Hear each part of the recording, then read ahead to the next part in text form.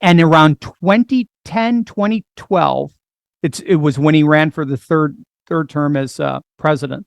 He started talking about Russia as a civilization state, started using that term in his speeches. And he basically said the West is dead. We can't compromise with them. We can't work together with them.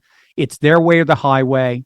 Liberalism is a totalizing system that's going to completely wipe out. It's going to finish what communism started.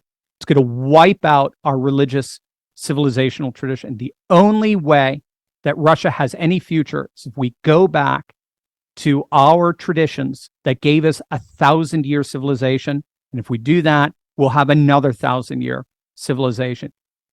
For lack of a better term, he seems to have a very real cultural conversion. And that's when the church and the state literally begin forming a symphonia.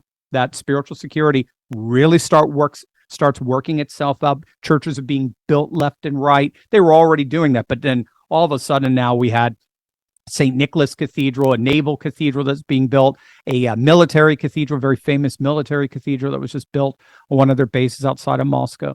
And he began to speak in distinctively Russian neo-Orthodox, not the theology, neo-Orthodox and Orthodox Christian civilizational terms. And there's just no way around it. Say what you want about the guy. Say, I don't like how he runs, blah, blah.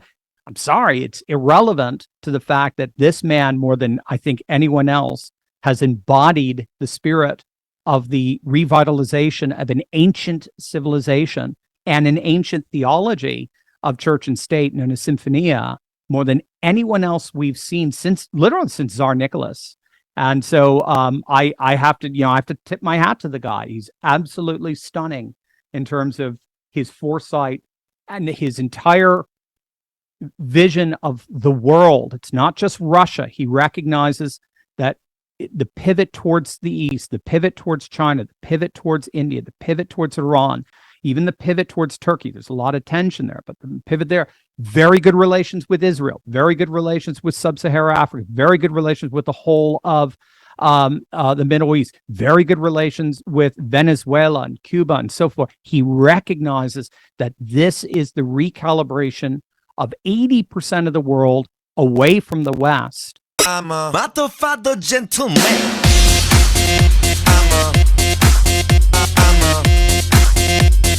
Motherfucker gentleman.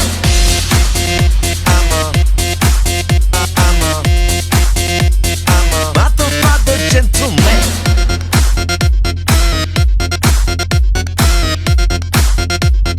Motherfucker gentleman.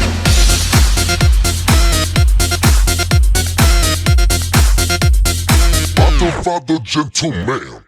Until today, Chabad owns Russia. Putin is a Chabadnik, and if I have time, I'll explain to you why, but it's not for now. I want to come back to the topic I'm speaking about. But Putin is a Chabadnik, and there are reasons why.